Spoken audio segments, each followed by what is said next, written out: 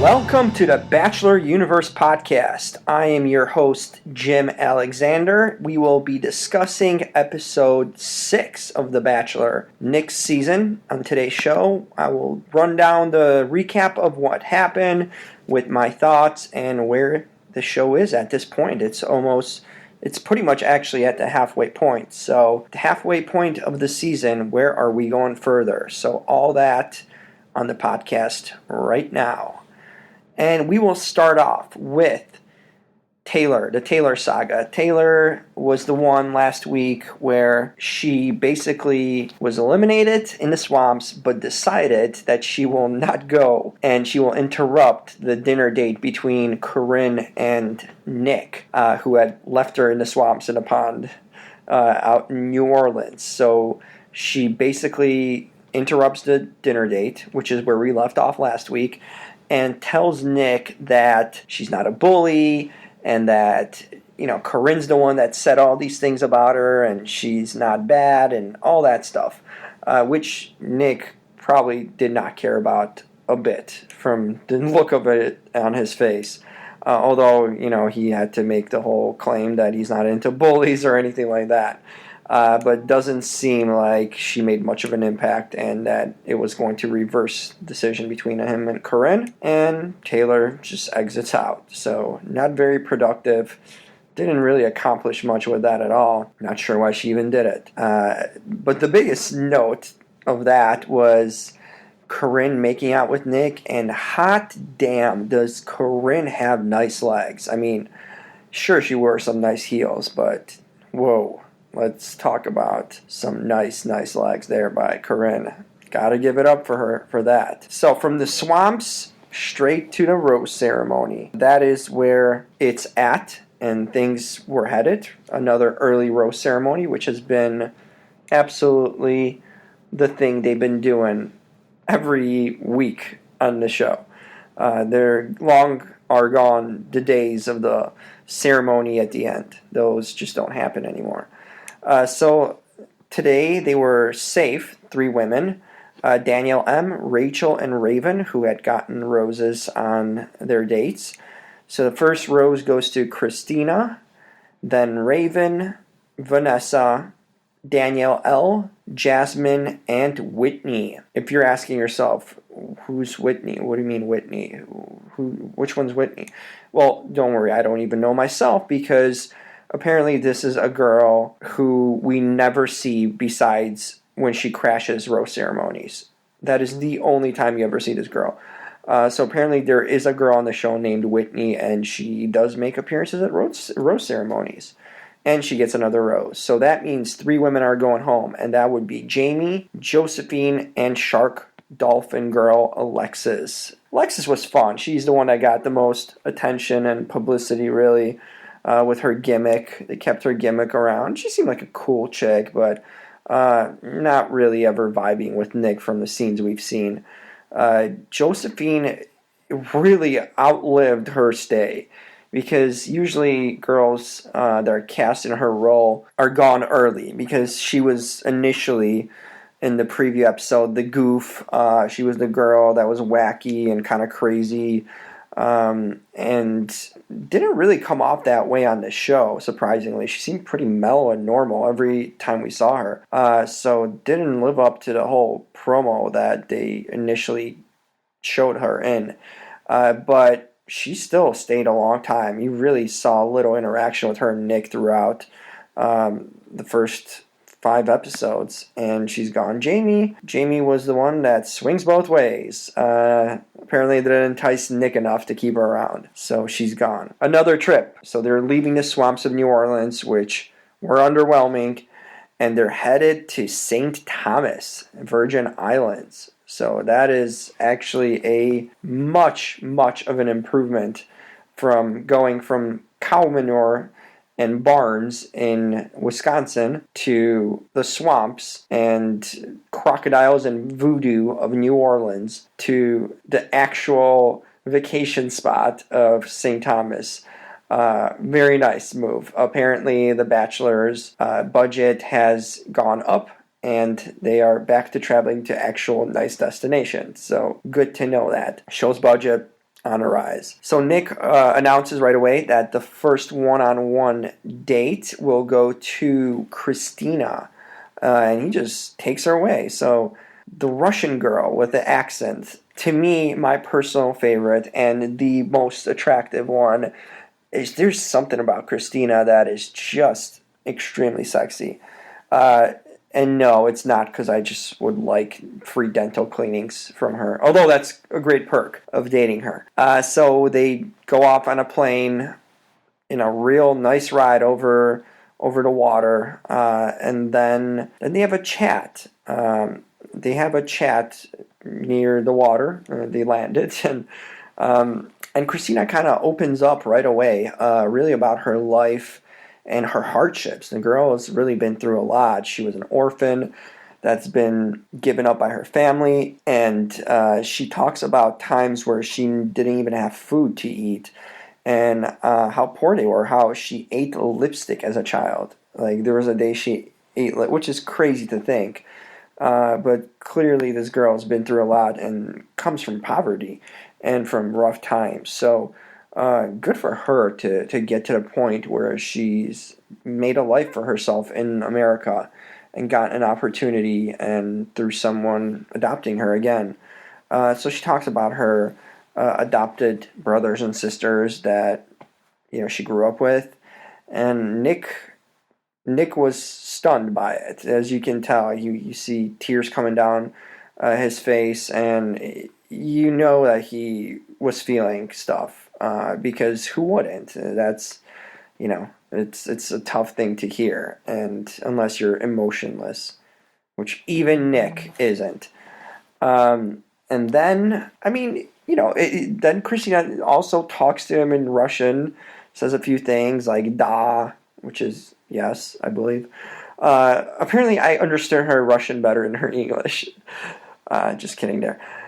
Maybe not. But yeah, Christina's got a great accent. She's got a dental hygienist job, which has perks of that, keeping her pearly whites. She's incredibly sexy. She is a strong woman, and she's exotic. There's something different about her. Not only her look, but just everything about her is different than all the other girls. So clearly, Nick has to give her a rose, and he does. That was a no-brainer. So Christina gets a rose, well-deserved. Hope this girl sticks around because she's something. Very much of a heartbreaking past, but she's definitely a survivor. Now, the next date is the group date. And the group date had Rachel, Raven, Vanessa, Danielle, M, Corinne, and Jasmine. That meant one thing. That meant that there was another 2-on-1. Again, this time it was... It's 2 weeks in a row, a 2-on-1. This time it was Whitney, who we still don't know who she is, and Danielle L., who had a good vibe with Nick. She's the one that won the Backstreet Boys date, and she's had a one-on-one with him, and especially just in Waukesha, another time where she had time with him in the one-on-one. She's been sort of a favorite, but one of those two will be going. I think we know who.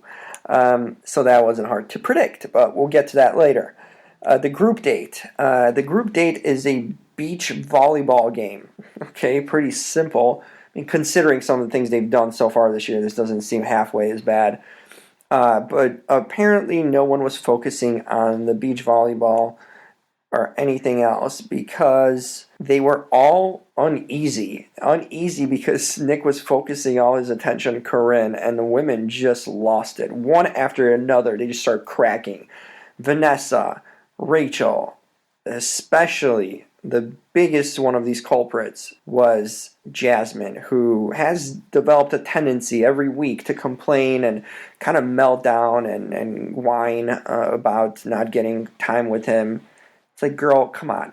Clearly he's not into you, because he would have given you a solo date and at least given you some time to talk to him.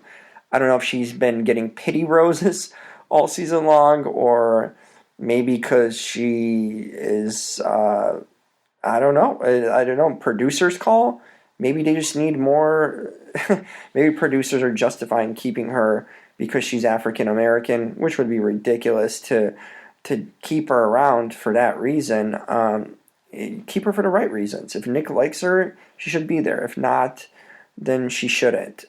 So apparently he doesn't want her around, and that has been pretty clear by his actions towards her. So she decides to confront him, and she confronts him in a very bizarre, weird way. And that is just creepy on every level. She just starts snapping at him, and it's one of those polite snaps where she's kind of nice, but like crazy nice, acting crazy, but still like containing it before exploding on him. And she couldn't contain it, so she literally starts putting her hands around his throat, and she basically talks about chokey. That's her word, quote unquote chokey.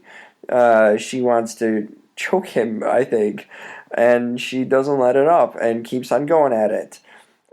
Clearly Nick was creeped out by it, and he doesn't want to be there. I think he's probably thinking to the producers at that point, like, what have you done to me? Get me out of this situation right now, because this girl is going to choke me out. Yeah, that is not the way for her to get a rose. So he just sends her home right there, and gone is Jasmine. She had it coming to her because she just didn't get time with him at all. He was not into her. So there you go. She talked herself out finally. It was coming anyway.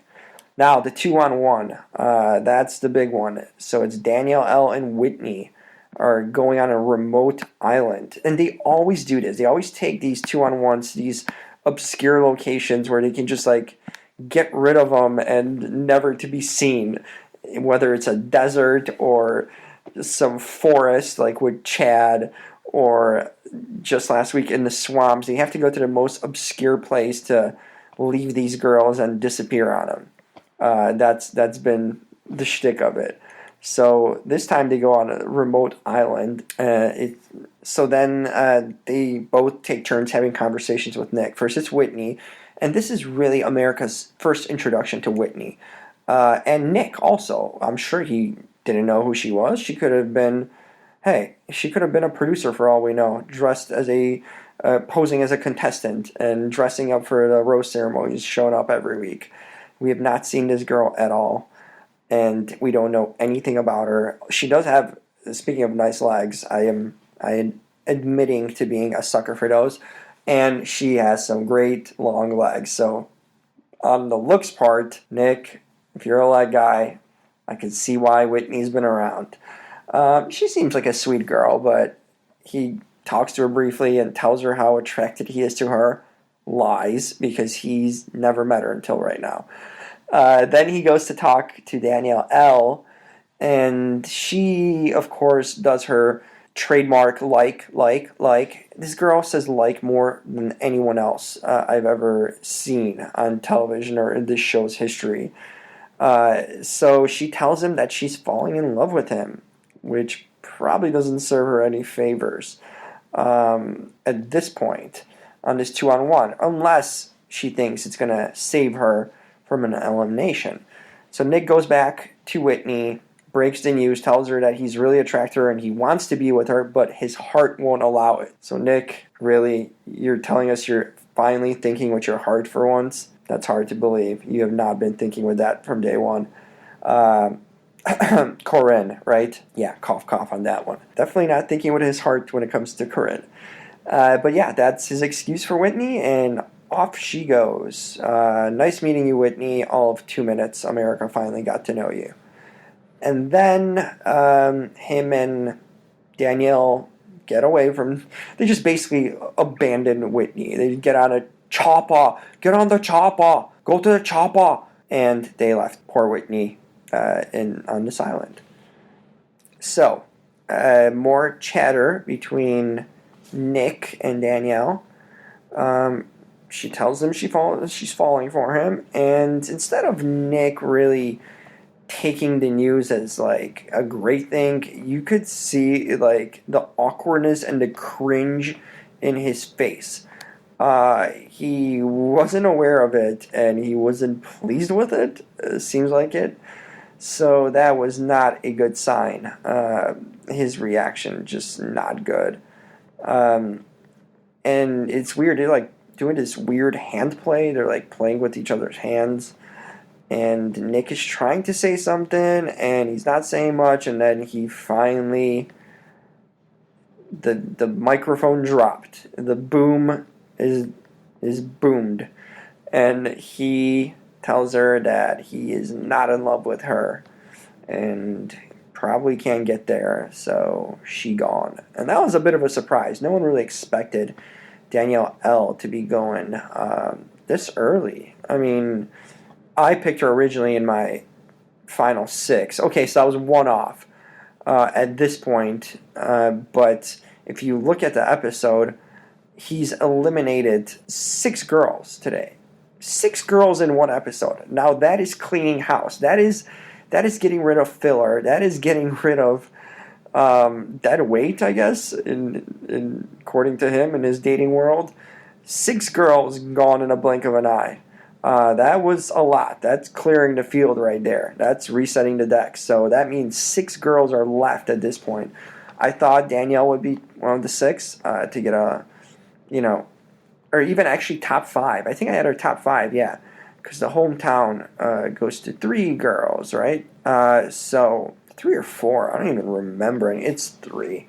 But I thought she's going to be right outside of the hometown. I thought she's going to last through there, but looks like she is not. So she's gone. Now, so the 2-on-1 date turned into a one person date, and it's only Nick by himself. So he heads back to the house, all disheveled and confused.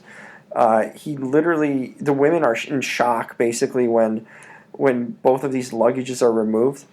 And the surprising thing was they were actually shocked when the luggage of Whitney was removed. Like, as if they knew whose luggage it was to begin with. Like, oh my God, Whitney's gone? Well, was she there in the first place? Really? And then the surprise definitely came when Danielle L's luggage was removed. So there we go. Women were shocked, and then Nick just busts through the door, literally interrupts them, and reveals to him that he's not sure if he can fall in love. He's all disheveled and all confused and all cryy, and he starts crying in front of them, and they're crying, everyone's crying.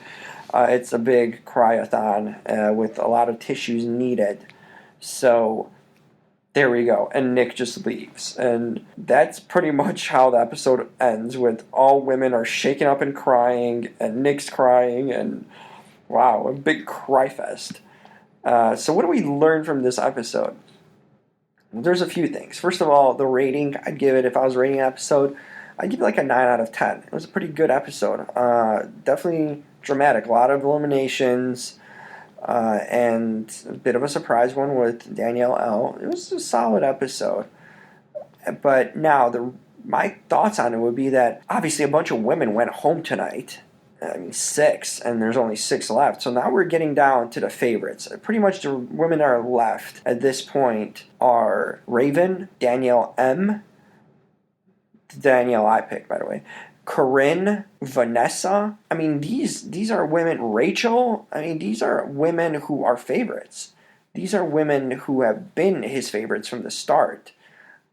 So to have them there, it's actually, everything's fallen into place, it seems. The ones that were supposed to be there are there.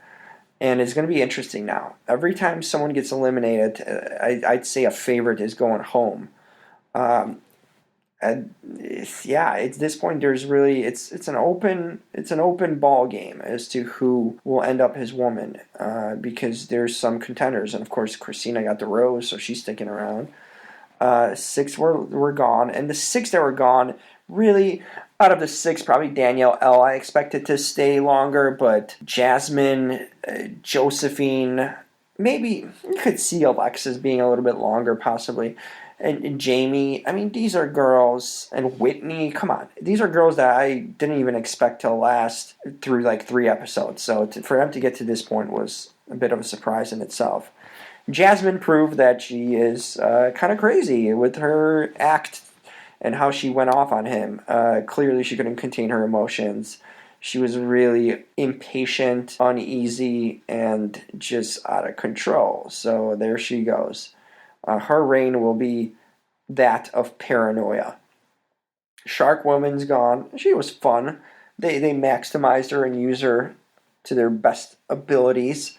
Got the most out of Alexis.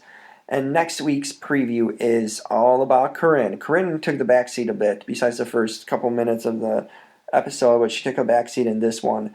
But she is back next week, and she is sexing it up. Apparently, she might be hooking up with him, and we see her going into his room and making out, and think we know what happens there. The funny part is that, you see the preview for next week, these women are still crying and not knowing if he's going to send them home, and apparently Rachel's teasing that she's going to leave, and all these things are happening, and Nick, the only thing that cure him, suddenly he feels good after Corinne, sexcapade with Corinne. Suddenly he's recovered. He's thinking clearly again. See, men, that's what it takes. Just a little bit sexing it up and seduction. And things got steamy next week, and we will find out more about it and see how steamy they got, because for all we know, that there could be a hookup. So that's it for this week's episode of The Bachelor. Thanks for checking it out and listening. You can check out my blog. It's at bacheloruniverse.wordpress.com. So check that out. You can just even go into Google and type in Bachelor Universe, and you can get this podcast also. You can find it, and you can find the blog. So if you want to read more on it and a little bit maybe more detailed, or just a reader, and if you're a reader, check that out. You can also follow me on Twitter. If you have any questions, comments, concerns, anything you want, just reach out to me at JimRKO. So that is on Twitter, at JIMRKO.